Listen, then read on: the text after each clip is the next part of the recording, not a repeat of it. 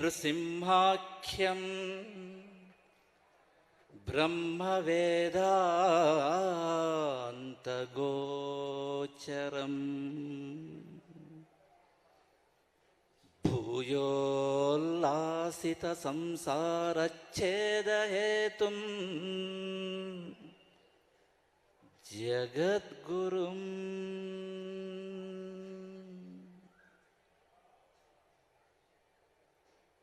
ಜೈ ಶ್ರೀ ನರಸಿಂಹ. ಶ್ರೀ ಗುರುಭ್ಯೋ ನಮಃ. ಆತ್ಮೀಯ ಧರ್ಮ ಬಂಧುಗಳೇ, ಇವತ್ತು ಈ ಒಂದು ಅಖಿಲ ಕರ್ನಾಟಕ ಬ್ರಾಹ್ಮಣ ಮಹಾಸಭಾದ ಸುವರ್ಣ ಮಹೋತ್ಸವದ ಮಂಗಳೋತ್ಸವದ ಸುಸಂದರ್ಭದಲ್ಲಿ ನಾವೆಲ್ಲರೂ ಕೂಡ ಇಲ್ಲಿ ಸೇರಿದ್ದೇವೆ. ಕಳೆದ 2 ದಿನಗಳಿಂದ ವಿಶೇಷವಾಗಿ ಈ ಒಂದು ಭವ್ಯವಾದ ವಿಶ್ವಾಮಿತ್ರ ವೇದಿಕೆಯಲ್ಲಿ ಅಖಿಲ ಕರ್ನಾಟಕ ಬ್ರಾಹ್ಮಣ ಮಹಾಸಭಾ ಕಳೆದ 50 ವರ್ಷಗಳಿಂದ ನಡೆದು ಬಂದಿರತಕ್ಕಂತಹ ಆ ಒಂದು ದಾರಿಯ ಬಗ್ಗೆ ಸಿಂಹಾವಲೋಕನ ಕಾರ್ಯಕ್ರಮ ನಡೆದಿದೆ. ಕೊನೆಯ ಘಟ್ಟದಲ್ಲಿ ನಾವು ತಮಗೆಲ್ಲರಿಗೂ ಕೂಡ ನಮ್ಮ ಒಂದು ಅನಿಸಿಕೆಗಳನ್ನು ಹಂಚಿಕೊಳ್ತಾ ಇದ್ದೇವೆ. ಮೊಟ್ಟ ಮೊದಲು ಬ್ರಾಹ್ಮಣ ಸಮುದಾಯ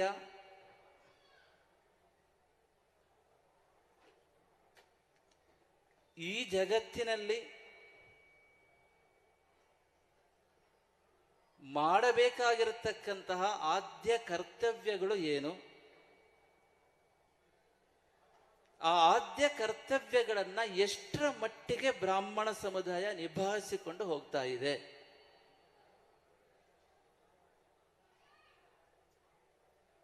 ಒಬ್ಬ ವ್ಯಕ್ತಿ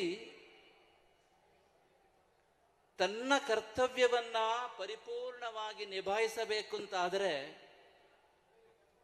ಮೊಟ್ಟ ಮೊದಲು ಆತನಿಗೆ ತನಗೆ ಕೊಟ್ಟಿರತಕ್ಕಂತಹ ಹೊಣೆಗಾರಿಕೆಯ ಜವಾಬ್ದಾರಿಯ ಸ್ಪಷ್ಟ ಪರಿಚಯ ಇರಬೇಕು. ಒಬ್ಬ ಜಿಲ್ಲಾಧಿಕಾರಿ ಇದ್ದಾರೆ, ಅವರಿಗೆ ಪದನಾಮ ಇದೆ, ಡೆಸಿಗ್ನೇಷನ್ ಇದೆ. ಆದರೆ ಜಿಲ್ಲಾಧಿಕಾರಿ ಯಾವ ರೀತಿಯಲ್ಲಿ ತನ್ನ ಜವಾಬ್ದಾರಿಯನ್ನು ನಿರ್ವಹಿಸಬೇಕು ಎನ್ನುವ ಸ್ಪಷ್ಟ ಸೂಚನೆ ಸರ್ಕಾರದಿಂದ ಇಲ್ಲ ಅಂತಾದರೆ, ಆ ಸ್ಪಷ್ಟ ಸೂಚನೆಯ ಬಗ್ಗೆ ಸರಿಯಾದ ಅರಿವು ಆ ಜಿಲ್ಲಾಧಿಕಾರಿಗೆ ಇಲ್ಲ ಅಂತಾದರೆ, ಆ ಜಿಲ್ಲಾಧಿಕಾರಿಗಳು ತಮ್ಮ ಕರ್ತವ್ಯ ಕರ್ಮಕ್ಕೆ ಪೂರ್ಣ ನ್ಯಾಯವನ್ನು ಒದಗಿಸುವಂತೆ ಕೆಲಸ ಮಾಡಲಿಕ್ಕೆ ಆಗುವುದಿಲ್ಲ. ನಾವು ವಾಸ್ತವಿಕ ನೆಲಗಟ್ಟಿನಲ್ಲಿ ಯೋಚನೆ ಮಾಡ್ತಕ್ಕಂತಹ ವಿಭಿನ್ನವಾಗಿ ಚಿಂತನೆ ಮಾಡ್ತಕ್ಕಂತಹ ಸ್ವಾಮಿಗಳು, ಎಲ್ಲರಂತೆ ನಾವಲ್ಲ. ನಮ್ಮ ಚಿಂತನೆ ಯಾವತ್ತೂ ವಾಸ್ತವಿಕ ನೆಲಗಟ್ಟಿನ ಚೌಕಟ್ಟಿನ ಒಳಗೇ ಇರುತ್ತದೆ. ಇವತ್ತು ಇಷ್ಟು ಜನ ನೀವಿದ್ದೀರಿ, ಬರೀ ಕೆಂಪು ಸಾಲು ಮಾತ್ರ ಕಾಣಿಸ್ತಾ ಇದೆ ಇಲ್ಲೀಗ. ಕೆಂಪು ಶಾಲು ಅಂದ್ರೆ ಏನು? ಕೇಸರಿ ಶಾಲು. ನೀವೆಲ್ಲ ವಾಲಂಟಿಯರ್ಸ್ ಮಾತ್ರ ಇದ್ದೀರಿ ಅಂತಿಲ್ಲ ಅರ್ಥ. ಹೌದಾ? ಯೋಚನೆ ಮಾಡಿ. ಆದರೂ ನೀವು ಪ್ರತಿನಿಧಿಗಳು, ನೀವು ವಾಹಕರು. ನಮ್ಮ ಸಂಸ್ಕೃತಿಯನ್ನ ಮುಂದಿನ ತಲೆಮಾರಿಗೆ ತೆಗೆದುಕೊಳ್ತಕ್ಕಂಥ ಮಹತ್ತರವಾಗಿರ್ತಕ್ಕಂಥ ಜವಾಬ್ದಾರಿನ ಇಟ್ಟುಕೊಂಡು ನೀವು ಇಲ್ಲಿ ಇವತ್ತು ಉಪಸ್ಥಿತರಿದ್ದೀರಿ. ಆದ್ದರಿಂದ ನಿಮಗೆ ಕೊಡ್ತಕ್ಕಂಥ ಸಂದೇಶ ಇಡೀ ಜಗತ್ತಿಗೆ ತಲುಪ್ತದೆ. ಆದ್ದರಿಂದ ಬ್ರಾಹ್ಮಣ ಸಮುದಾಯದ ಪರಿಸ್ಥಿತಿ ಇವತ್ತು ಹೇಗಿದೆ ಅಂತ ಕೇಳಿದರೆ, ಪದನಾಮ ಇದೆ, you have designation, but you are not aware of the collective responsibility of your designation. ನಿಮಗೆ ಪದನಾಮ ಇದೆ, ಆದರೆ ಆ ಪದನಾಮದ ಸಾಮೂಹಿಕ ಜವಾಬ್ದಾರಿಯ ಬಗ್ಗೆ ಸ್ಪಷ್ಟವಾಗಿರತಕ್ಕಂಥ ಅರಿವು ಇವತ್ತು ಬ್ರಾಹ್ಮಣ ಸಮುದಾಯಕ್ಕೆ ಇಲ್ಲ. ಇದು ಬಹಳ ಬಹಳ ಮುಖ್ಯವಾಗಿ ಯೋಚನೆ ಮಾಡಬೇಕಂತ ವಿಚಾರ ಆಗಿದೆ. ಬ್ರಾಹ್ಮಣ ಸಮುದಾಯದವರು ಕರ್ತವ್ಯ ಕರ್ಮದ ಬಗ್ಗೆ ಯೋಚನೆ ಮಾಡುವಾಗ ವೈಯಕ್ತಿಕ ಕರ್ತವ್ಯ ಕರ್ಮ ಒಂದಿರ್ತದೆ. ವೈಯಕ್ತಿಕ ಕರ್ತವ್ಯ ಕರ್ಮದ ಬಗ್ಗೆ ಚಿಂತನೆ ಮಾಡುವಾಗ ಸಾಂಪ್ರದಾಯಿಕ ಶಿಕ್ಷಣ ವ್ಯವಸ್ಥೆಯಿಂದ ಇವತ್ತು ಬ್ರಾಹ್ಮಣ ಸಮುದಾಯ ದೂರ ಆಗಿದೆ. ಆಧುನಿಕ ಶಿಕ್ಷಣ ವ್ಯವಸ್ಥೆಯನ್ನ ಸಂಪೂರ್ಣ ಮನಸ್ಸಿನಿಂದ ಅದು ಒಪ್ಪಿಕೊಂಡು ಅದರಲ್ಲಿ ಅದ್ಭುತವಾದ ಸಾಧನೆ ಮಾಡ್ತಾ ಇದೆ. ಇದು ವಾಸ್ತವಿಕ ವಿಚಾರ.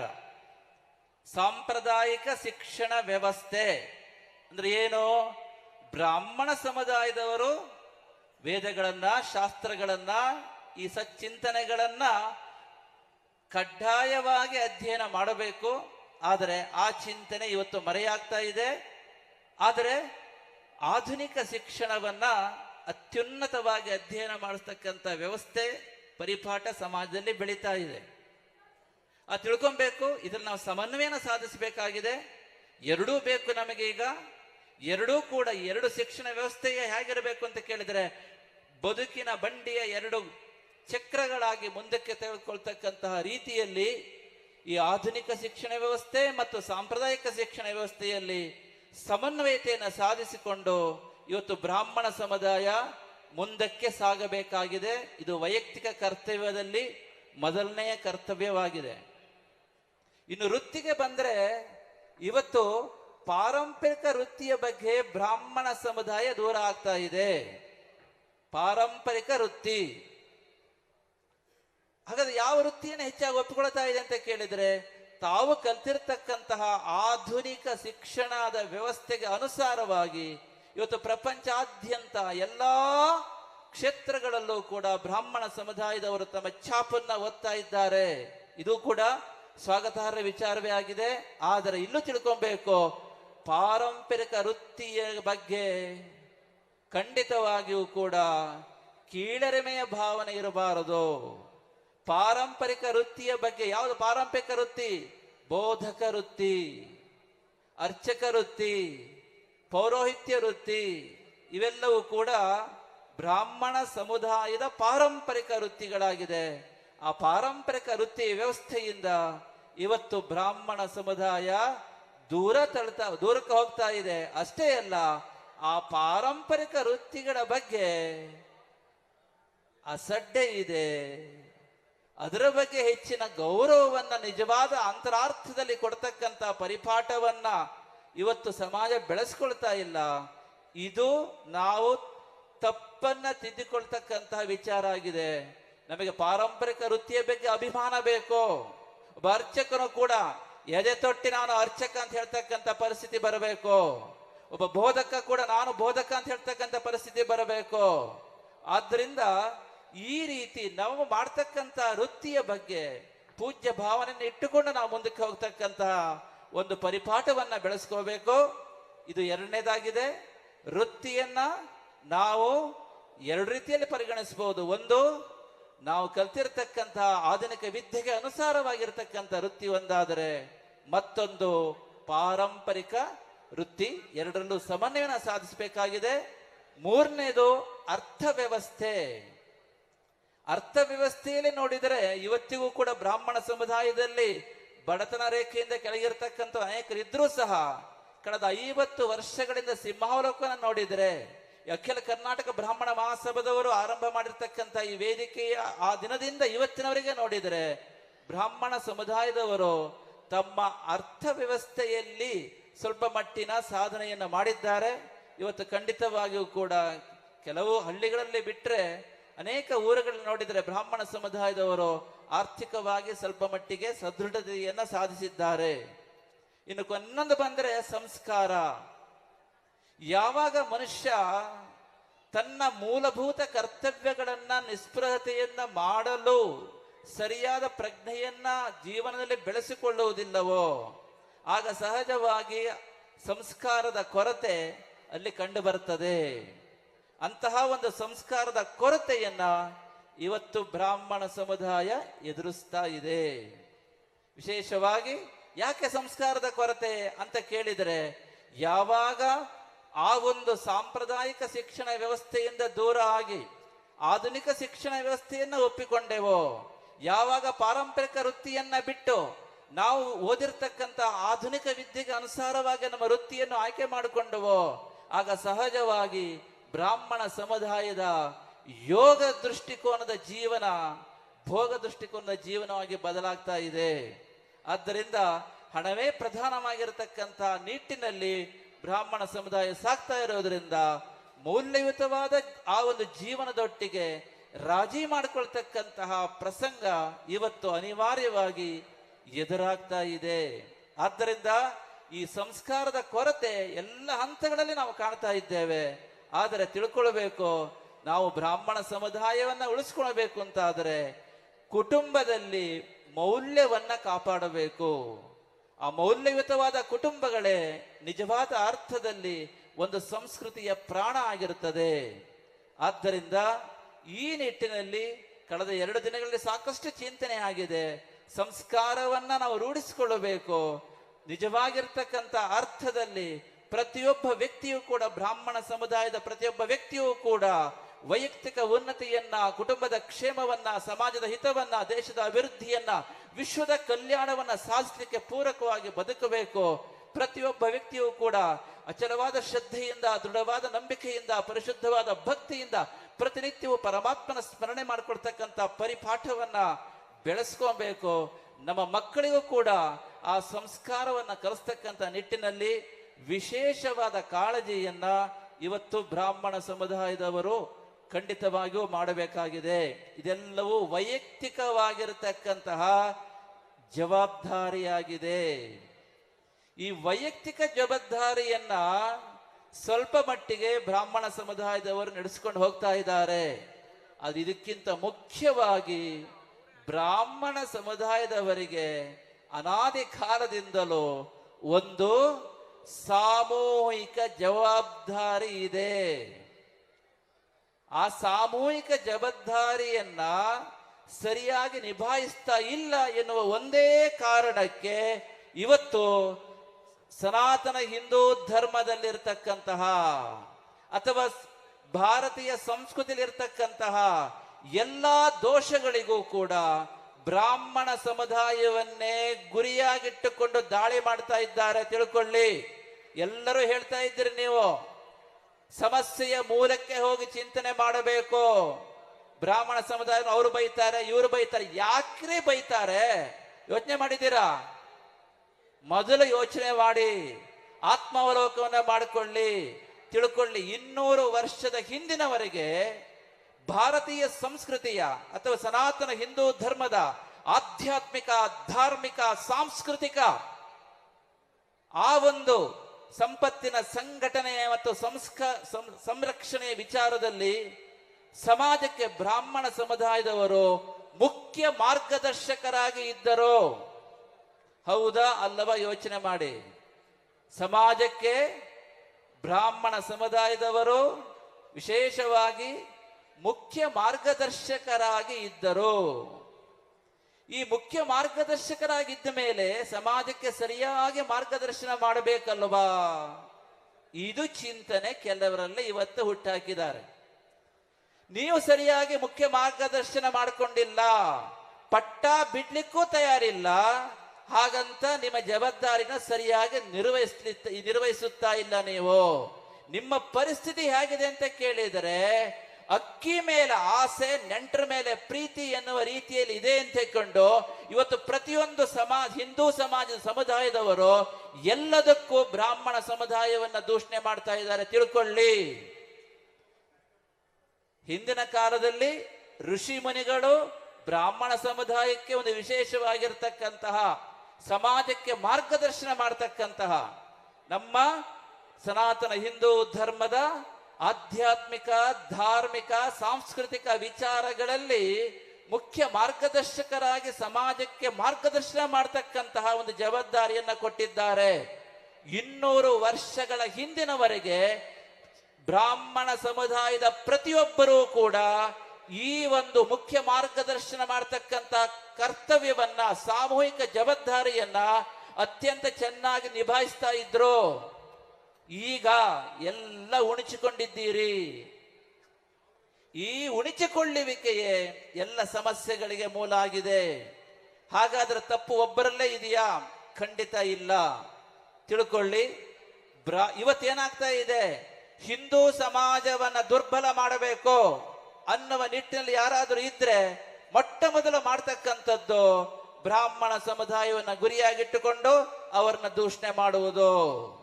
ಈ ದೇಶವನ್ನ ದುರ್ಬಲ ಮಾಡಬೇಕು ಅಂತ ಯೋಚನೆ ಇದ್ರೆ ಅದಕ್ಕೂ ಕೂಡ ಟಾರ್ಗೆಟ್ ಮಾಡ್ತಕ್ಕಂಥದ್ದು, ಗುರಿಯಾಗಿಟ್ಕೊಳ್ತಕ್ಕಂಥದ್ದು ಬ್ರಾಹ್ಮಣ ಸಮುದಾಯವನ್ನ.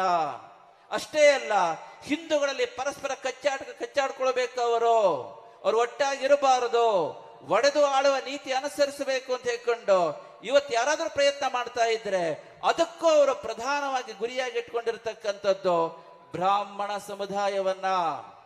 ಆದ್ದರಿಂದ ನೂರಾರು ರೀತಿಯ ದಾಳಿಯನ್ನ ಬ್ರಾಹ್ಮಣ ಸಮುದಾಯ ಇವತ್ತು ಎದುರಿಸ್ತಾ ಇದೆ.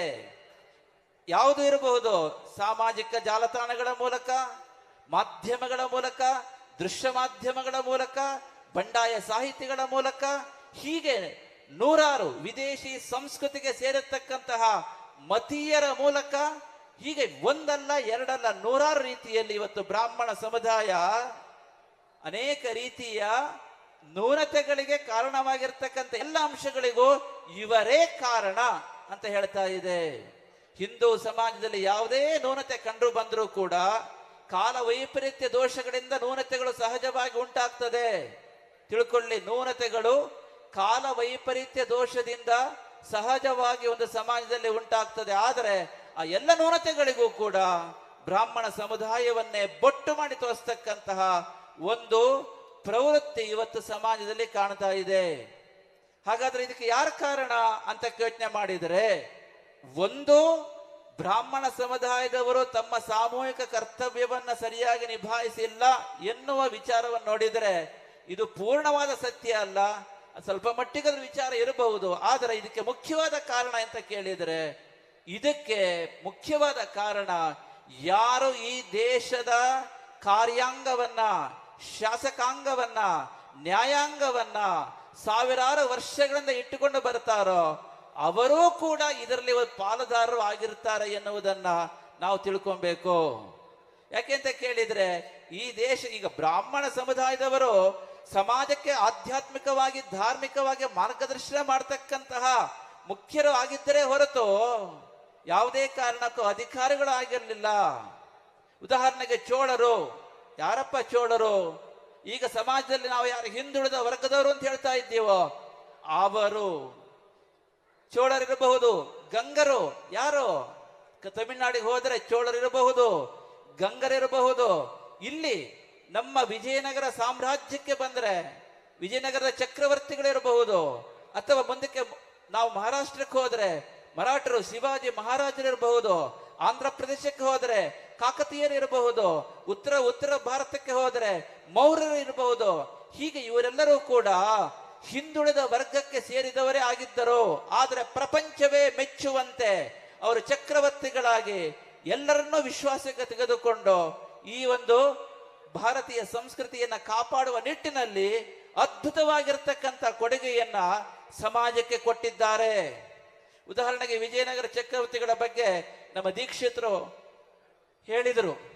ವಿಜಯನಗರ ಚಕ್ರವರ್ತಿಗಳು ದಕ್ಷಿಣ ಭಾರತದಲ್ಲಿ ವಿಶೇಷವಾಗಿ ಈ ವೈದಿಕ ಪರಂಪರೆ, ಸನಾತನ ಹಿಂದೂ ಧರ್ಮದ ಪರಂಪರೆ ಗಟ್ಟಿಯಾಗಿ ನೆಲೆನಿಲ್ಲುವಂತೆ ಮಾಡಿರ್ತಕ್ಕಂತಹ ಅದ್ಭುತವಾಗಿರತಕ್ಕಂತಹ ಆ ಒಂದು ಆಡಳಿತವನ್ನ ಕೊಟ್ಟಿದ್ದಾರೆ. ನಮ್ಮ ಮಠದಲ್ಲೇ ಆದಿಶಂಕರ ಭಗವತ್ಪಾದರು ಪ್ರತಿಷ್ಠಾಪನೆ ಮಾಡಿರ್ತಕ್ಕಂಥ ನಮ್ಮ ಮಠಕ್ಕೆ 1396ರಲ್ಲಿ 12,000 ಎಕರೆಯನ್ನ ದಾನ ಮಾಡಿ ಸೂರ್ಯ ಚಂದ್ರ ಇರುವರೆಗೆ ಇದನ್ನು ಉಪಯೋಗಿಸಿ ಅಂತ ಶಿಲಾಶಾಸನ ಮಾಡಿಕೊಟ್ಟಿದ್ರು. ಯಾರು? ಹಕ್ಕಬುಕ್ಕರು, ಹರಿಹರ 2ನೇ ಚಕ್ರವರ್ತಿಗಳು. ನೋಡಿ, ಯೋಚನೆ ಮಾಡಿ. ಇದು ಅಂದ್ರೆ ತಿಳ್ಕೊಳ್ಳಿ, ಆಗಲೂ ಕೂಡ ಬ್ರಾಹ್ಮಣ ಸಮುದಾಯದವರು ಎಲ್ಲರಿಗೂ ಮಾರ್ಗದರ್ಶನ ಮಾಡ್ತಾ ಇದ್ರು. ಆದ್ರೆ ಅಧಿಕಾರ, ಕಾರ್ಯಾಂಗ, ನ್ಯಾಯಾಂಗ, ಶಾಸಕಾಂಗ ಅವರಲ್ಲಿ ಇರಲಿಲ್ಲ. ಆದರೆ ಸಾಮಾಜಿಕ ವ್ಯವಸ್ಥೆಯಲ್ಲಿ ಯಾವುದೇ ಲೋಪಗಳು ಇರಲಿಲ್ಲ. ಎಲ್ಲ ಸಮುದಾಯದವರು ಕೂಡ ಅತಿ ಪ್ರೀತಿ ವಿಶ್ವಾಸಗಳಿಂದ ಒಂದಾಗಿ ಬಾಳ್ತಾ ಇದ್ರು. ಆದ್ದರಿಂದ ಈ ಒಂದು ವ್ಯವಸ್ಥೆ ಹಾಗಾದ್ರೆ ಬಂತು. ಯಾಕೆ ಹಾಗಾದ್ರೆ ಈಗ ಆ ತರ ಆಗ್ತಾ ಇದೆ? ಎಲ್ಲ ದೋಷಗಳಿಗೂ ಕೂಡ ಯಾರು ಕಾರಣರು ಅಂತ ಕೇಳಿದರೆ, ಒಂದು ನಾವು ತಿಳ್ಕೊಬೇಕು, ಒಂದು ಆಗ ಆ ರೀತಿಯ ವ್ಯವಸ್ಥೆ ಇರಲಿಲ್ಲ ಅಂತ ಹೇಳಬೇಕಾಗತ್ತೆ. ಅದು ಬ್ರಿಟಿಷರ್ ನಂತರ ಈ ರೀತಿಯ ಲೋಪದೋಷಗಳನ್ನ ಹುಡುಕ್ತಕ್ಕಂತ ಆ ಒಂದು ಪರಿಪಾಠ ಬೆಳೆದಿದೆ ಅಂತ ಹೇಳಬೇಕಾಗತ್ತೆ. ಇಲ್ಲ ಅಂತ ಆದ್ರೆ ಅದಕ್ಕೆ ಪುನಃ ನಾವು ರಾಜರನ್ನೇ ದೂಷಣೆ ಮಾಡಬೇಕಾಗುತ್ತೆ. ಆದ್ದರಿಂದ ತಿಳ್ಕೊಳ್ಳಿ, ಯಾರಾದ್ರೂ ಕೇಳಿದ್ರೆ ನಿಮ್ಮನ್ನ, ಯಾಕ್ರಿ ಈ ರೀತಿ ಸಮಾಜದಲ್ಲಿ ದೋಷ ಇದೆ, ಹಾಗ ತಿದ್ದಬೋದಿತ್ತಲ್ರಿ, ಈಗಲೇ ಯೋಚನೆ ಮಾಡಿ. ಒಂದು ಸಮುದಾಯಕ್ಕೆ ಮಾರಕವಾಗಿರ್ತಕ್ಕಂಥ ವಿಚಾರ ಇದ್ರೆ ಕೇಂದ್ರ ಸರ್ಕಾರ ಇರಬಹುದು, ರಾಜ್ಯ ಸರ್ಕಾರ ಇರಬಹುದು, ಕಾರ್ಯಾಂಗ, ನ್ಯಾಯಾಂಗ, ಶಾಸಕಾಂಗ ಅವರಲ್ಲಿ ಇರ್ತದಲ್ವಾ. ಬಲ ಪ್ರಯೋಗವನ್ನು ಮಾಡಿ ಆದರೂ ಕೂಡ ಸಮಾಜಕ್ಕೆ ಘಾತಕವಾಗಿರತಕ್ಕಂಥ ವಿಚಾರಧಾರೆಯನ್ನು ಯಾರೇ ಮುಂದಿಟ್ರು ಕೂಡ ಖಂಡಿಸಿ ಸರಿ ಮಾಡ್ತಾರೋ ಇಲ್ವಾ? ಮಾಡ್ತಾರೆ, ಮಾಡಬೇಕು. ಅದೇ ರೀತಿಯಲ್ಲಿ 2000 ವರ್ಷಗಳಿಂದ ನೋಡಿದರೆ, ಇತಿಹಾಸದಲ್ಲಿ ನೋಡಿದರೆ, ಎಲ್ಲರೂ ಬೇರೆ ಬೇರೆ ಸಮುದಾಯಕ್ಕೆ ಸೇರತಕ್ಕಂತ ರಾಜರು ಈ ದೇಶದ ಕಾರ್ಯಾಂಗ, ನ್ಯಾಯಾಂಗ, ಶಾಸಕಾಂಗವನ್ನು ಇಟ್ಕೊಂಡಿದ್ರಿಂದ ಅದು ಅವರ ಜವಾಬ್ದಾರಿ. ಅದಕ್ಕೆ ಬ್ರಾಹ್ಮಣ ಸಮುದಾಯವನ್ನ ಕೇವಲ ದೂಷಣೆ ಮಾಡ್ತಕ್ಕಂಥದ್ದು ಖಂಡಿತವಾಗಿ ತಪ್ಪು. ಇದನ್ನ ತಾವೆಲ್ಲರೂ ಕೂಡ ಖಡಾಖಂಡಿತವಾಗಿ ವಿಚಾರವನ್ನ ಖಂಡಿಸಬೇಕು. ಇನ್ನು ವಿಶೇಷವಾಗಿ ಬ್ರಾಹ್ಮಣ ಸಮುದಾಯದವರು ಸಾಮೂಹಿಕ ಜವಾಬ್ದಾರಿಯನ್ನು ನಿಭಾಯಿಸುವಲ್ಲಿ ಎಡುತ್ತಾ ಇದ್ದಾರೆ ಎನ್ನುವ ವಿಚಾರದಲ್ಲಿ ನಮ್ಮ ಶಾಸ್ತ್ರಕಾರರು ಒಂದು ಮಾತನ್ನ ಹೇಳ್ತಾ ಇದ್ದಾರೆ. ಕೇವಲಂ ಶಾಸ್ತ್ರಮಾಶ್ರಿತ್ಯ ನ ಕರ್ತವ್ಯೋ ವಿನಿರ್ಣಯ ಯುಕ್ತಿಹೀನ ವಿಚಾರೇತೋ ಧರ್ಮಹಾನಿ ಪ್ರಜಾಯತೆ. ಇದು ಪ್ರಾಚೀನ ಶಾಸ್ತ್ರವಾಗಿ ನಿರುಕ್ತದಲ್ಲಿ ಹೇಳಿರ್ತಕ್ಕಂಥ ಒಂದು ಮಾತು. ತಿಳ್ಕೊಳ್ಳಿ, ಯಾವ ರೀತಿಯಲ್ಲಿ ಬ್ರಾಹ್ಮಣ ಸಮುದಾಯದವರು ಸಮಸ್ತ ಸನಾತನ ಹಿಂದೂ ಧರ್ಮಕ್ಕೆ ಮಾರ್ಗದರ್ಶನ ಮಾಡಬೇಕು, ಎಲ್ಲರನ್ನೂ ಪರಸ್ಪರ ಪ್ರೀತಿ ವಿಶ್ವಾಸಗಳನ್ನ ನೋಡ್ತಾ ಎಲ್ಲರನ್ನೂ ಜೋಡಿಸ್ಕೊಂಡು ಹೇಗೆ ಮುನ್ನಡೆಯಬೇಕು ಎನ್ನುವ ವಿಚಾರ ಮಾಡ್ತಾ ಒಂದು ಮಾತನ್ನ ಹಿರಿಯರು ಹೇಳ್ತಾ ಇದ್ದಾರೆ.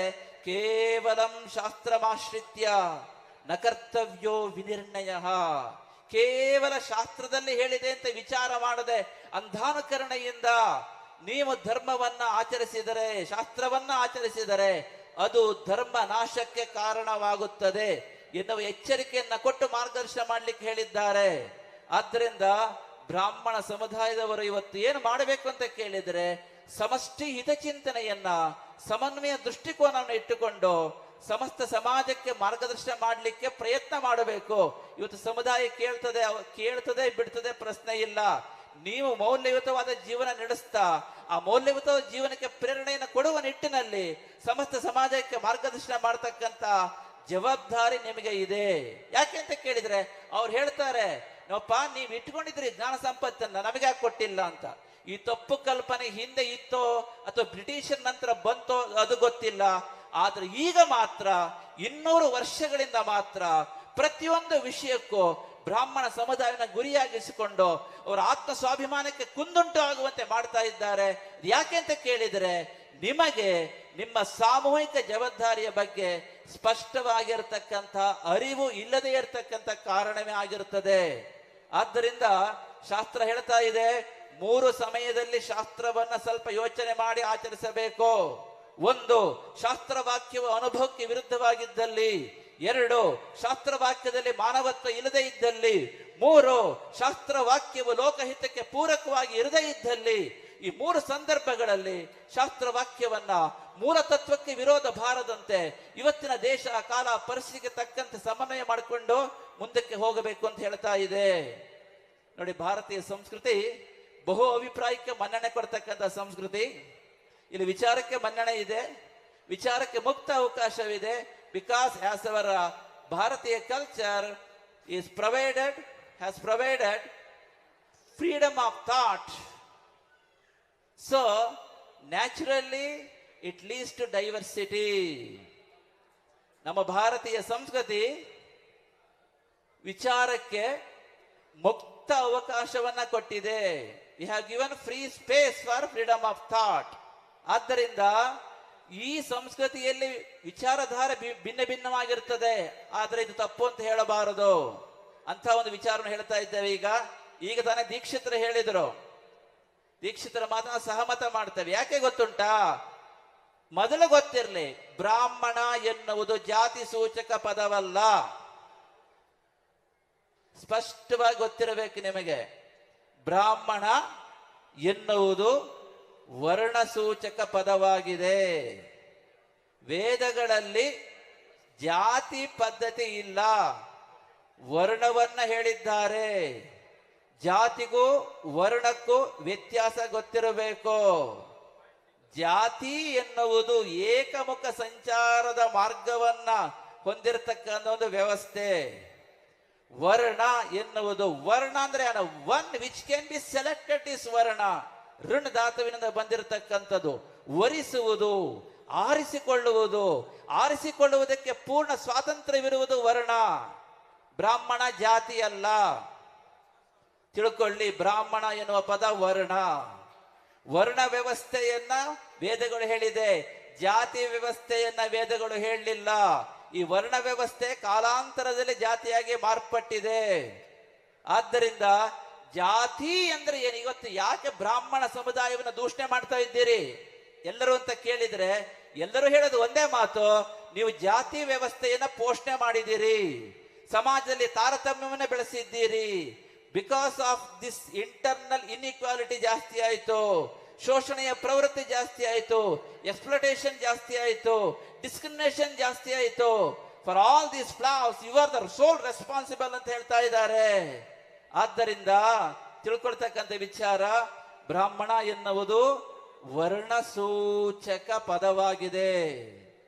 ಜಾತಿ ನೋಡಿ, ಜಾತಿ ಅಂತ ಹೇಳಿದ್ರೆ ತುಂಬಾ ಯೋಚನೆ ಮಾಡ್ಲಿಕ್ಕೆ ಹೋದ್ರೆ ಪಾರಮಾರ್ಥಿಕ ನೆಲೆಯಲ್ಲಿ, ವೇದಾಂತದ ನೆಲೆಯಲ್ಲಿ ಜಾತಿ ಎನ್ನುವ ಪದಕ್ಕೆ ಅರ್ಥವೇ ಇಲ್ಲ.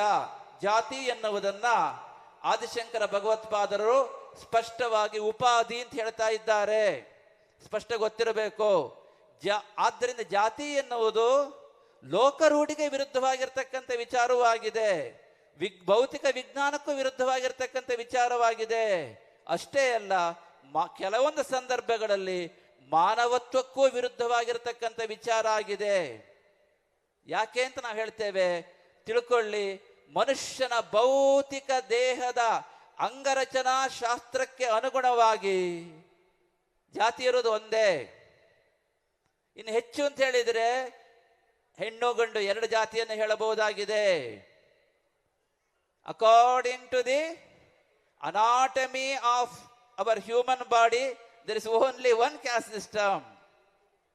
ಹೌದಾ ಅಲ್ಲೋ ಯೋಚನೆ ಮಾಡಿ ನೋಡಿ. ನಾವು ಹೇಳು ಪ್ರಾಕ್ಟಿಕಲಿ ಮಾತಾಡ್ತಾ ಇದ್ದೇವೆ. ಶಾಸ್ತ್ರವಾಕ್ಯಕ್ಕೆ ವಿರುದ್ಧವಾದ್ದು ಜಾತಿ ಎನ್ನುವುದು. ಇವೆಲ್ಲ ಹೇಳ್ತಿರಲ್ವಾ? ಹೇಳಿ ಫಸ್ಟ್. ವರ್ಣ ವ್ಯವಸ್ಥೆ ವೈಜ್ಞಾನಿಕವಾದ ಚಿಂತನೆ. ತಿಳ್ಕೊಳ್ಳಿ, ನಾವು ಮತ್ತೆ ಯಾವುದು ವಿರುದ್ಧಕ್ಕೆ ಮಾತಾಡ್ತಾ ಇಲ್ಲ. ನಾವು ಹೇಳುವುದು ವೇದಗಳ ಕಾಲಕ್ಕೆ ಮತ್ತೆ ಪುನಃ ಹೋಗಬೇಕು. ಬ್ರಾಹ್ಮಣ ಸಮುದಾಯ ವರ್ಣ ವ್ಯವಸ್ಥೆ ಎನ್ನುವುದು ದ್ವಿಮುಖ ಸಂಚಾರ ಮಾರ್ಗದ ಅವಕಾಶ ಇರತಕ್ಕಂತಹ ಅತ್ಯುತ್ತಮವಾಗಿರತಕ್ಕಂತಹ ಆ ಒಂದು ಪದ್ಧತಿಯಾಗಿದೆ. ಅದನ್ನ ಇವತ್ತು ಯೋಚನೆ ಮಾಡತಕ್ಕಂಥ ಸ್ಥಿತಿಯಲ್ಲಿ ಬ್ರಾಹ್ಮಣ ಸಮುದಾಯ ಇದೆ. ಹಾಗಾದ್ರೆ ಏನು ಮಾಡಬಹುದು? ಒಂದು ಪರಿಹಾರನ ಹೇಳ್ತಾ ಇದ್ದೇವೆ. 50ನೇ ವರ್ಷದ ಈ ಒಂದು ಸುವರ್ಣ ಮಹೋತ್ಸವ ಸಂದರ್ಭದಲ್ಲಿ ಯಾರ ಭಾವನೆಗೂ ಕಿಂಚಿತ್ತು ಧಕ್ಕೆ ಬಾರದಂತೆ ಈ ಒಂದು ಸಮಸ್ಯೆಗೆ ಪರಿಷ್ಕಾರವನ್ನು ನಾವು ಹೇಳ್ತಾ ಇದ್ದೇವೆ. ಎಲ್ಲರೂ ತಿಳ್ಕೊಬೇಕು. ಏನಂತ ಕೇಳಿದ್ರೆ, ಮನುಷ್ಯರನ್ನ ಬೇರೆ ಬೇರೆ ಜಾತಿ ಎಂದು ಗುರುತಿಸುವುದು ಭೌತಿಕ ವಿಜ್ಞಾನಕ್ಕೆ, ಲೋಕರೂಢಿಗೆ ಹಾಗೂ ಆ ಒಂದು ಶಾಸ್ತ್ರಕ್ಕೆ ವಿರುದ್ಧವಾಗಿರ್ತಕ್ಕಂಥ ವಿಚಾರ ಆಗಿದೆ. ಹಾಗಾದ್ರೆ ಏನು ಮಾಡಬೇಕು? ನಾವು ಟಚ್ ಮಾಡ್ತಾ ಇಲ್ಲ ಯಾವ ವಿಷಯವನ್ನ. ತಿಳ್ಕೊಳ್ಳಿ, ಏನು ಮಾಡಬೇಕು ಅಂತ ಕೇಳಿದ್ರೆ, ಮನುಷ್ಯರನ್ನ ಗುರುತಿಸುವಾಗ ಜಾತಿ ಎನ್ನುವ ಸಂಕುಚಿತ ಅರ್ಥವನ್ನು ಕೊಡ್ತಕ್ಕಂಥ ಪದಕ್ಕೆ ಬದಲಾಗಿ ಅತ್ಯಂತ ಅರ್ಥಗರ್ಭಿತವಾದ, ಸೌಜನ್ಯಪೂರ್ಣವಾದ, ಸಮಂಜಸವಾದ ಸಮುದಾಯ ಎನ್ನುವ ಪದವನ್ನ ಬಳಸಬೇಕು. ಇದು ಒಂದು ಮಾಡಿ ನೀವು ಗೆಲ್ತೀರಿ. ಒಂದೇ ಸಾಕು, ಮತ್ತೇನು ಬೇಡ. ನೀವು ಮಾಡಬೇಕಾಯ್ತು. ನಾವು ಜಾತಿ ಬಗ್ಗೆ ಮಾತಾಡ್ತಾ ಇಲ್ಲ. ನಾವು ಹೇಳಿದ್ದೇನು ಗೊತ್ತುಂಟಾ? ಮಮ್ಮಿ ಅಂತ ಹೇಳಬೇಡಿ, ಬಾಯಿ ತುಂಬಾ ಅಮ್ಮ ಅಂತ ಕರೀರಿ. ಅದು ನಾವು ಹೇಳ್ತಾ ಇದ್ದೇವೆ. ಮಮ್ಮಿ ಬೇಡಪ್ಪ, ಬಾಯಿ ತುಂಬಾ ಅಮ್ಮ ಅಂತ ಕರೀರಿ. ಅದೇ ರೀತಿಯಲ್ಲಿ ಈ ಜಾತಿ ಗೋಜೆ ಬೇಡ, ವೇದದಲ್ಲಿ ಇಲ್ಲ, ವರ್ಣ ಇದೆ. ಆದ್ರೆ ಏನ್ ಮಾಡ್ಬೇಕಾಗಾದ್ರೆ ಜಾತಿಯ ಬದಲಾಗಿ ಸಮುದಾಯ ಅಂತ ಗುರುಸ್ಕೊಳ್ಳಿ. ಸಾಂಘಿಕ ಗುರುತಿಸಿಕೊಳ್ಳುವಿಕೆಯಲ್ಲಿ ಬಲ ಇದೆ. ಇವತ್ತು ಭಾರತೀಯ ಸಂಸ್ಕೃತಿ, ಸನಾತನ ಹಿಂದೂ ಧರ್ಮ ಯಾಕೆ ಇಷ್ಟು ಕಷ್ಟಪಡ್ತಾ ಇದೆ ಅಂತ ಕೇಳಿದ್ರೆ, ಜಾತಿ ಹೆಸರಿನಲ್ಲಿ ಸಮಾಜವನ್ನ ಒಡಿತಾ ಇದ್ದಾರೆ. ಆದ್ದರಿಂದ ಈ ಜಾತಿ ಒಟ್ಟಿಗೆ ಗುರುಸ್ಕೊಳ್ಳುವುದು ಇವತ್ತು ಭಾರತೀಯ ಸಂಸ್ಕೃತಿಯ, ಸನಾತನ ಹಿಂದೂ ಧರ್ಮದ ಆ ಒಂದು ಬಲಹೀನತೆಗೆ ಒಂದು ಪ್ರಧಾನವಾಗಿರ್ತಕ್ಕಂಥ ಕಾರಣ ಆಗ್ತಾ ಇದೆ ಸಮಾಜದಲ್ಲಿ. ಆದ್ದರಿಂದ ಇದಕ್ಕೆ ಏನ್ ಮಾಡಬೇಕು ಪರಿಹಾರ ಅಂತ ಕೇಳಿದ್ರೆ, ಇವತ್ತಿನಿಂದಲೇ ಪ್ರತಿಯೊಬ್ಬರು ತಿಳ್ಕೊಳ್ಳಿ. ನೀವು ಮಾಡಬೇಕಾಯ್ತು ಮತ್ತೇನೂ ಇಲ್ಲ, ಬ್ರಾಹ್ಮಣ ಸಮುದಾಯ ಅಂತ ಗುರುಸ್ಕೊಳ್ಳಿ. ಯಾರು ಕೂಡ ಜಾತಿ ಕೇಳಲಿಕ್ಕೆ ಹೋಗಬೇಡಿ. ಇದರಿಂದ ಏನು ಉಪಯೋಗ ಅಂತ ಕೇಳಬಹುದು. ಈಗ ತಾನೇ ಜಾತಿ ಗಣಿತ ಬಂದಿದೆ ಅಂತ ಹೇಳ್ತಾ ಇದ್ದಾರೆ. ಎಲ್ಲರೂ ಒಂದೇ ಕೊರಗು, ಏನು ಗೊತ್ತುಂಟಾ? ನಾವು ಜಾಸ್ತಿ ಇದ್ದು ನಮ್ಮನ್ನು ಕಡಿಮೆ ತೋರಿಸಿದ್ದಾರೆ. ಹೌದಾ? ಇವತ್ತಿನ ಎಲ್ಲರೂ ಹೇಳ್ತಾ ಇದ್ದಾರೆ ಇದು ಯಾಕೆ ಹೀಗಾಯ್ತು? ನೀವು ಜಾತಿ ಒಟ್ಟಿಗೆ ಗುರುಸ್ಕೊಂಡಿದ್ದೀರಿ. ಅದೇ ನೀವು ಎಲ್ಲರೂ ಬ್ರಾಹ್ಮಣ ಸಮುದಾಯ ಅಂತ ಗುರುಸ್ಕೊಳ್ಳಿ. ಆಗ 10 ಲಕ್ಷ ಜನ ನೀವು ಜಾಸ್ತಿ ಆಗ್ತೀರಿ. ತಿಳ್ಕೊಳ್ಳಿ, ಇದು ವಾಸ್ತವಿಕ ಸತ್ಯ. ನೀವು ಜಾತಿ ಒಟ್ಟಿಗೆ ಗುರುಸ್ಕೊಂಡಿದ್ರಿಂದ ನಮ್ಮ ಅಶೋಕ್ ಹಾರ್ನಳ್ಳಿರು ಅದನ್ನ ಹೇಳಿದ್ರು, ನಾವು ತುಂಬಾ ಇದ್ದು ಕಡಿಮೆ ತೋರಿಸಿದ್ದಾರೆ. ಯಾಕೆ ತೋರಿಸಿದ್ರು? ಒಡೆದು ಒಡೆದು ಒಡೆದು ಒಡೆದು ಸೆನ್ಸಸ್ ಅನ್ನ ಮಾಡಿದ್ದಾರೆ. ಹಾಗಾದ್ರೆ ಏನ್ ಮಾಡೋದು? ಇದಕ್ಕೆ ಪರಿಹಾರ ಜಾತಿ ಬೇಡವೇ ಬೇಡ. ಯಾಕೆ? ಬ್ರಾಹ್ಮಣ ಎನ್ನುವುದು ವರ್ಣ ಸೂಚಕ ಪದ. ಅದಕ್ಕೆ ಏನ್ ಮಾಡಬೇಕು? ಸಮುದಾಯ ಅಂತ ಗುರುಸ್ಕೊಳ್ಳಿ. ಈ ಸಾಂಘಿಕ ಶಕ್ತಿಯಾಗಿ ಹೊರಹೊಮ್ಮಿ ಇಡೀ ಪ್ರಪಂಚಕ್ಕೆ ಬೆಳಕನ್ನು ಕೊಡ್ತಕ್ಕಂಥ ಮಾರ್ಗದಲ್ಲಿ ನೀವು ಮುಂದಕ್ಕೆ ಸಾಗಿ. ಆದ್ದರಿಂದ ಸಮುದಾಯ ಅಂತ ಗುರುಸ್ಕೊಂಡ್ರೆ ಬ್ರಾಹ್ಮಣ ಸಮುದಾಯಕ್ಕೆ ಬೆಲೆ ಬರ್ತದೆ ಹೆಚ್ಚು. ಅದು ಆಪ್ಯಾಯಮಾನವಾಗಿರ್ತಕ್ಕಂಥ ಪದ ಆಗಿರುತ್ತದೆ.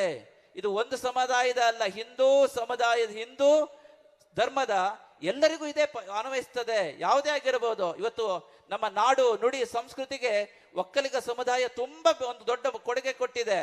ಅವರು ಕೂಡ ಇದೇ ಸಮಸ್ಯೆ ಎದುರಿಸ್ತಾ ಇದ್ದಾರೆ. ಇದಕ್ಕೊಂದೇ ಪರಿಹಾರ, ಜಾತಿ ಅಲ್ಲ ಸಮುದಾಯ. ಹಾಗೆ ಎಲ್ಲ ಸಮುದಾಯಗಳು, ಹಾಲು ಮತ ಸಮುದಾಯ ನೋಡಿ. ಅದಕ್ಕೆ ಹೇಳ್ತಾ ಇದ್ದೇವೆ ಈ ವೇದಿಕೆ ಮೂಲಕ ಸಮಸ್ತ ಹಿಂದೂ ಬಾಂಧವರಿಗೆ ಹೇಳ್ತಾ ಇದ್ದೇವೆ, ನೀವು ಜಾತಿ ಒಟ್ಟಿಗೆ ಗುರುಸ್ಕೊಳ್ಳಕ್ ಹೋಗಬೇಡಿ. ಇವತ್ತೇ ಕೊನೆ. ನೀವು ನಿಮ್ಮ ಆ ಒಂದು ಜಾತಿ ಅಂತ ಏನು ಕರಿತಾ ಇದ್ದೀರಿ ಇದುವರೆಗೆ, ಅದನ್ನ ಸಮುದಾಯ ಅಂತ ಗುರುಸ್ಕೊಳ್ಳಿ. ಸಮುದಾಯ ಅಂತ ಗುರುಸ್ಕೊಂಡಾಗ ಆ ಸಾಂಘಿಕ ಶಕ್ತಿಯ ಬಲ ನಿಮ್ಮ ಸಮುದಾಯಕ್ಕೆ ಬರ್ತದೆ. ಎಲ್ಲ ಸಮುದಾಯಗಳು ಸಂಪದ್ಭರಿತವಾಗ್ತದೆ. ಆದ್ದರಿಂದ ಇವತ್ತು ಬ್ರಾಹ್ಮಣ ಈ ಮಹಾಸಭಾದ 50ನೇ ವರ್ಷದಲ್ಲಿ ಇವತ್ತು ನಾವು ಹಾರಳ್ಳಿ ಅಶೋಕರಿಗೆ ಹೇಳ್ತಾ ಇದ್ದೇವೆ, ಇವತ್ತು ಅವರ ಜನ್ಮದಿನೋತ್ಸವ ಹೌದು. ಇವತ್ತು ಒಂದು ನಿರ್ಣಯ ಮಾಡಿ, ಇವತ್ತು ಜಾತಿ ಬೇಡ ಸಮುದಾಯ. ಇದರಿಂದ ಯಾರಿಗೂ ಯಾವ ಭಾವನೆಗೂ ಕಿಂಚಿತ್ ಧಕ್ಕೆ ಇಲ್ಲ. ನಾವು ಶಾಸ್ತ್ರ ಮುಟ್ತಾ ಇಲ್ಲ. ನಾವು ಹೇಳಿದ್ವಲ್ಲ ಮೊದಲೇ, ಮಮ್ಮಿ ಎನ್ನುವ ಪದ ಬೇಡ, ಅಮ್ಮ ಎನ್ನುವ ಪದವನ್ನು ಉಪಯೋಗಿಸುವ. ಆಗ ನಾವು ಬಲಗೊಳ್ತೇವೆ. ನಮ್ಮ ಆತ್ಮ ಸ್ವಾಭಿಮಾನ ಜಾಸ್ತಿ ಆಗ್ತದೆ. ನಮ್ಮ ಅಸ್ತಿತ್ವಕ್ಕೆ ಬೆಲೆ ಬರ್ತದೆ. ಸಂಘಟನೆಯ ಶಕ್ತಿಯನ್ನು ನಾವು ಜಗತ್ತಿಗೆ ತೋರಿಸಲಿಕ್ಕೆ ಸಾಧ್ಯ ಆಗುತ್ತೆ. ಆದ್ದರಿಂದ ಇವತ್ತು ನಿರ್ಣಯ ಮಾಡಿ, ಬ್ರಾಹ್ಮಣ ಸಮುದಾಯಕ್ಕೆ ಅಂತ ಕೇಳಿದ್ರೆ ಸಾಮೂಹಿಕ ಜವಾಬ್ದಾರಿಯಲ್ಲಿ ಪ್ರಧಾನವಾಗಿದ್ದು ಯಾವುದು? ಭಾರತೀಯ ಆಧ್ಯಾತ್ಮಿಕ ಮತ್ತು ಸಾಂಸ್ಕೃತಿಕ ಮತ್ತು ಆ ಒಂದು ಐತಿಹಾಸಿಕ ಮತ್ತು ಧಾರ್ಮಿಕ ವಿಚಾರಗಳಿಗೆ ಮುಖ್ಯ ಮಾರ್ಗದರ್ಶಕರು ಅಂತ ಯಾವ ನಮ್ಮ ಋಷಿ ಮುನಿಗಳು ಪಟ್ಟವನ್ನ ಕೊಟ್ಟಿದ್ದಾರೋ, ಪಟ್ಟ ಬಿಡ್ಲಿಕ್ಕೆ ತಯಾರಿಲ್ಲ. ನಾವೀಗ ಹಿಡ್ಕೊಂಡಿದ್ದೇವೆ ಪಟ್ಟವನ್ನ. ಅದನ್ನೇ ಜೋಯಿಸರು ಹೇಳಿದ್ರು, ಬ್ರಾಹ್ಮಣರು ಬೇರೆ, ಬ್ರಾಹ್ಮಣ್ಯ ಬೇರೆ ಅಂತ. ಆದ್ದರಿಂದ ಬ್ರಾಹ್ಮಣ್ಯವನ್ನು ಇಟ್ಟುಕೊಂಡ್ರೆ ಬ್ರಾಹ್ಮಣರಾಗಬಹುದೇ ಹೊರತು ಬ್ರಾಹ್ಮಣ್ಯವೇ ಇಲ್ಲ ಬ್ರಾಹ್ಮಣರು ಅಂತ ಹೇಳಿದ್ರೆ ಮುಖವಾಡ ಹಾಕಿದಾಗ ಆಗ್ತದೆ. ಆ ನಿಟ್ಟಿನಲ್ಲಿ ಇವತ್ತು ಎಲ್ಲರೂ ಒಂದು ಸಂಕಲ್ಪವನ್ನು ಮಾಡುವ. ಇನ್ನು ಮುಂದೆ ಜಾತಿ ಕೇಳಲಿಕ್ಕೆ ಹೋಗಬೇಡಿ, ಎಲ್ಲರೂ ಸಮುದಾಯದೊಟ್ಟಿಗೆ ಗುರುಸ್ಕೊಳ್ಳಿ. ಅಂತಹ ನಿಟ್ಟಿನಲ್ಲಿ ಈ ಒಂದು ದೃಢ ಸಂಕಲ್ಪವನ್ನು ಮಾಡುವ ಅಂತ ಹೇಳ್ತಾ, ಬ್ರಾಹ್ಮಣ ಸಮುದಾಯದ ಈ ಒಂದು ಸಂಘಟನೆ ಏನಿದೆ ಅತ್ಯಂತ ಸಂಕೀರ್ಣವಾದ ಸಂಘಟನೆ ಆಗಿದೆ. ಯಾಕೆಂತ ಕೇಳಿದ್ರೆ ಇಲ್ಲಿ ಅನೇಕ ಸಿದ್ಧಾಂತಗಳು, ಮತಗಳು, ಪಂಥಗಳು ಇದ್ದಾವೆ. ಆದರೂ ಕೂಡ ಇಷ್ಟೊಂದು ಒಳ್ಳೆಯ ನಿಟ್ಟಿನಲ್ಲಿ 50ನೇ ವರ್ಷದ ಸುವರ್ಣ ಮಹೋತ್ಸವ ನಡೀತಾ ಇರತಕ್ಕಂಥದ್ದು ಎಲ್ಲರಿಗೂ ಅತ್ಯಂತ ಸಂತೋಷದ ವಿಚಾರ ಆಗಿದೆ. ಈ ಸಂಘಟನೆಯ ಹಿಂದೆ ದೊಡ್ಡ ಪರಿಶ್ರಮ ಅಂತಂದ್ರೆ ನಮ್ಮ ಹಾರ್ನಳ್ಳಿ ಅಶೋಕ್ ಅವರದ್ದು. ಇದು ಸಾಧಾರಣದ ವಿಷಯ ಅಲ್ಲ. ಈಗ ತಾನೇ ನಮ್ಮ ಅನೇಕರು ದೀಕ್ಷಿತರು ಹೇಳಿದ್ರು, ಜೋಯಿಸರು ಹೇಳಿದ್ರು, ಎಲ್ಲರೂ ಹೇಳಿದ್ರು, ಬ್ರಾಹ್ಮಣ ಸಂಘಟನೆ ಮಾಡ್ತಕ್ಕಂಥ ದೊಡ್ಡ ಪರಿಶ್ರಮದ ಕೆಲಸ ಅಂತ. ಅಂತ ಒಂದು ಕೆಲಸವನ್ನು ಕಳೆದ 4 ವರ್ಷಗಳಿಂದ ಅತಿ ಉತ್ತಮವಾದ ರೀತಿಯಲ್ಲಿ ಮಾಡಿಕೊಂಡು ಬರ್ತಾ ಇದ್ದಾರೆ ನಮ್ಮ ಅಶೋಕ್ ಅವರು. ಇವತ್ತು ಅವರು ವಿಶೇಷವಾಗಿ ನಮ್ಮ ಒಂದು ಭಾರತೀಯ ಸಂಸ್ಕೃತಿಗೆ ವಿಶೇಷವಾಗಿರ್ತಕ್ಕಂಥ ಕೊಡುಗೆಯನ್ನು ಕೊಡುವ ನಿಟ್ಟಿನಲ್ಲಿ ಈ ಒಂದು ಬ್ರಾಹ್ಮಣ ಅಖಿಲ ಕರ್ನಾಟಕ ಬ್ರಾಹ್ಮಣ ಮಹಾಸಭಾದ ಈ ಒಂದು ಸುವರ್ಣ ಮಹೋತ್ಸವವನ್ನು ಆಚರಿಸ್ತಾ ಇರತಕ್ಕಂಥದ್ದು ಅತ್ಯಂತ ಸಂತೋಷದ ವಿಚಾರ. ಈ ಒಂದು ಸಭೆಗೆ ವಿಶೇಷವಾಗಿರ್ತಕ್ಕ ಪರೋಕ್ಷವಾಗಿ ಪ್ರತ್ಯಕ್ಷವಾಗಿ ಯಾರ್ಯಾರು ಸೇವೆ ಮಾಡಿರ್ತಾರೋ ಅವರಿಗೆಲ್ಲರಿಗೂ ಕೂಡ ಪರಮಾತ್ಮ ಅನುಗ್ರಹ ಇರಲಿ ಅಂತ ಹೇಳ್ತಾ ಇಂಥ ಶ್ಲಾಘನೀಯ ಕೆಲಸವನ್ನು ಮಾಡಿಕೊಂಡು ಭಾರತೀಯ ಸಂಸ್ಕೃತಿಗೆ ನಮ್ಮ ನಾಡು ನುಡಿಗೆ ಅಪಾರವಾಗಿರ್ತಕ್ಕಂಥ ಕೊಡುಗೆಯನ್ನು ಕೊಡ್ತಾ ಇರತಕ್ಕಂತಹ ಅಶೋಕ್ ಹಾರ್ನಳ್ಳಿ ಅವರಿಗೆ ವಿಶೇಷವಾಗಿರ್ತಕ್ಕಂಥ ಆಶೀರ್ವಾದವನ್ನ ಈ ಸಭಾ ಮೂಲಕ ತಿಳಿಸುತ್ತಾ, ಹಾಗೆ ಸಭೆಯಲ್ಲಿ ಅನೇಕರು ಉಪಸ್ಥಿತರಿದ್ದಾರೆ. ನಮ್ಮ ಹೊರನಾಡು ಜೋಯಿಸರವರಿದ್ದಾರೆ, ಹಾಗೆ ಚಂದ್ರಶೇಖರ್ ಅವರು ಕೂಡ ಇದ್ದಾರೆ. ಹೊರನಾಡು ಜೋಯಿಸರು ವಿಶೇಷವಾಗಿ ಒಂದು ಕೊಡುಗೆಯನ್ನು ಕೊಟ್ಟಿದ್ದಾರೆ ಸುವರ್ಣ ಮಹೋತ್ಸವದ ಭವನಕ್ಕೆ ಹಾಗೂ ನಮ್ಮ ಮಕ್ಕಳಿಗೆ. ಎಲ್ಲರೂ ಒಂದು ಯೋಚನೆ ಮಾಡ್ತಾ ಇದ್ದಾರೆ, ಬ್ರಾಹ್ಮಣ ಸಮುದಾಯದ ಮೂಲಕ ಹೆಚ್ಚು ಶಿಕ್ಷಣ ವ್ಯವಸ್ಥೆಗೆ ಅವಕಾಶ ಆಗಬೇಕು ಅಂತ. ಅಂತಹ ಕೆಲಸವನ್ನ ಅಶೋಕ್ ಹಾರ್ನಳ್ಳಿ ವಿಶೇಷವಾಗಿ ಮಾಡಲಿ ಅಂತ ಹೇಳ್ತಾ, ಹಾಗೆ ಈ ಕಾರ್ಯಕ್ರಮಕ್ಕೆ ವಿಶೇಷವಾಗಿ ನಮ್ಮ ಸುಧಾಕರ್ ಬಾಬು ಅವರಿದ್ದಾರೆ, ಕಾರ್ತಿಕ್ ಬಾಪಟ್ರಿದ್ದಾರೆ. ಹೀಗೆ ಇವರೆಲ್ಲರೂ ಕೂಡ ವಿಶೇಷ ಕೊಡುಗೆಯನ್ನು ಕೊಟ್ಟು ಕಾರ್ಯಕ್ರಮದ ಯಶಸ್ಸಿಗೆ ಕಾರಣ ಆಗಿದ್ದಾರೆ. ಹಾಗೆ ನಮ್ಮ ರಾಘವೇಂದ್ರ ಭಟ್ರು ಕೂಡ ಇದ್ದಾರೆ, ಅವರಿಗೂ ವಿಶೇಷವಾಗಿರ್ತಕ್ಕಂಥ ಆಶೀರ್ವಾದ ತಿಳಿಸ್ತಾ, ಎಲ್ಲರೂ ಕೂಡ ನಮ್ಮ ದೀಕ್ಷಿತರ ಅನುಪಸ್ಥಿತಿಯಲ್ಲಿ ಅವರಿಗೂ ವಿಶೇಷ ಆಶೀರ್ವಾದ ತಿಳಿಸ್ತಾ, ಅಶೋಕ್ ಹಾರ್ನಳ್ಳಿ ದಂಪತಿಗಳಿಗೆ ಮತ್ತೊಮ್ಮೆ ನಮ್ಮ ಆಶೀರ್ವಾದವನ್ನು ತಿಳಿಸ್ತಾ, ವಿಶೇಷವಾಗಿ ಈ ಕಾರ್ಯಕ್ರಮದಲ್ಲಿ ಉಪಸ್ಥಿತರಿರ್ತಕ್ಕಂಥ ನಮ್ಮ ಕೂಡ್ಲಿ ಶ್ರೀಗಳವರಿಗೆ ನಮ್ಮ ಪ್ರೀತಿಪೂರ್ವಕವಾಗಿ ನಾರಾಯಣ ಸ್ಮರಣ ತಿಳಿಸುತ್ತಾ ತಮಗೆಲ್ಲರಿಗೂ ಶುಭವಾಗಲಿ. ಮತ್ತೆ ಮತ್ತೆ ಹೇಳ್ತಾ ಇದ್ದೇವೆ, ನಾವು ಈ ಒಂದು ಸಾಮೂಹಿಕ ಜವಾಬ್ದಾರಿ ನಿಭಾಯಿಸಬೇಕು ಅಂತಾದರೆ, ಕರ್ತವ್ಯ ಕರ್ಮವನ್ನು ಪೂರ್ಣ ನ್ಯಾಯ ಒದಗಿಸುವಂತೆ ಮಾಡಬೇಕು ಅಂತಾದರೆ ನಮ್ಮ ಸಾಮೂಹಿಕ ಜವಾಬ್ದಾರಿಯನ್ನ ಅರಿತುಕೊಂಡು ನಾವು ಏನ್ ಮಾಡಬೇಕು? ಜಾತಿ ಬೇಡ, ಸಮುದಾಯ ಒಟ್ಟಿರ್ಲಿ, ಒಗ್ಗಟ್ಟಿರ್ಲಿ, ಒಗ್ಗಟ್ಟಿಗೆ ಬಲ, ಎಲ್ಲರನ್ನೂ ಪ್ರೀತಿಸುವ, ಎಲ್ಲ ಸಮಾಜವನ್ನ ಒಟ್ಟಿಗೆ ತೆಗೆದುಕೊಂಡು ಹೋಗುವ, ಇಡೀ ಭಾರತಕ್ಕೆ ಬೆಳಕನ್ನು ಕೊಡುವ ನಿಟ್ಟಿನಲ್ಲಿ ಬ್ರಾಹ್ಮಣ ಸಮುದಾಯದವರು ಸಂಪೂರ್ಣವಾಗಿ ತಮ್ಮನ್ನು ತೊಡಸ್ಕೊಳ್ತಕ್ಕಂತಹ ಶಕ್ತಿಯನ್ನ ಆ ಗಾಯತ್ರಿ ಮಾತ್ರೆ ನಿಮಗೆಲ್ಲರಿಗೂ ಸಂಪೂರ್ಣವಾಗಿ ಅನುಗ್ರಹಿಸಿರಿ ಅಂತ ಹೇಳ್ತಾ, ಎಲ್ಲರಿಗೂ ಶುಭವಾಗಲಿ ಅಂತ ಹೇಳಿ ಈ ಒಂದು ಆಶೀರ್ವಚನ ಸಂಪನ್ನಗೊಳಿಸ್ತಾ ಇದ್ದೇವೆ. ಲೋಕಾಹ ಸಮಸ್ತಾಹ ಸುಖಿನೋ ಭವಂತು. ಓಂ ತಸ್ಸತು. ಗುರುಗಳ ಒಂದು ಅನುಮತಿ ಕೇಳಿ ಒಂದು 2 ನಿಮಿಷದಲ್ಲಿ ಗುರುಗಳು ಮಾತಾಡಿದ್ಮೇಲೆ ಮಾತಾಡೋ ಕ್ರಮ ಇಲ್ಲ. ಆದರೂ ಸಹ ಈ 2 ದಿನದ ಸಮಾವೇಶದ ಕೊನೆಯ ಕಾರ್ಯಕ್ರಮ ಇದು. ಇದಾದ ಮೇಲೆ ಸಾಂಸ್ಕೃತಿಕ ಕಾರ್ಯಕ್ರಮ ಇದೆ. ಅದಕ್ಕೆ ಮುಂಚೆ ಎಲ್ಲರೂ ಸ್ವಲ್ಪ ನನ್ನ ಕಡೆ ಗಮನ ಕೊಡಬೇಕು. ಈ ಸಮಾವೇಶದಲ್ಲಿ ಕೆಲವು ನಿರ್ಣಯಗಳನ್ನು ತೆಗೆದುಕೋತಾ ಇದ್ದೀನಿ. ಗುರುಗಳು ಹೇಳಿದಾಗೆ ಜಾತಿ ಅಲ್ಲ ಅಂತ ಸಮುದಾಯ ನಾವು ಗುರುತಿಸ್ಕೊಂಡ್ರೂ ಸಹ ನಮ್ಮ ಬೇರೆಯವರು ನಮ್ಮನ್ನ ಬ್ರಾಹ್ಮಣ ಅಂತಾನೆ ಗುರುತಿಸ್ತಾರೆ ಸಮಾಜದಲ್ಲಿ.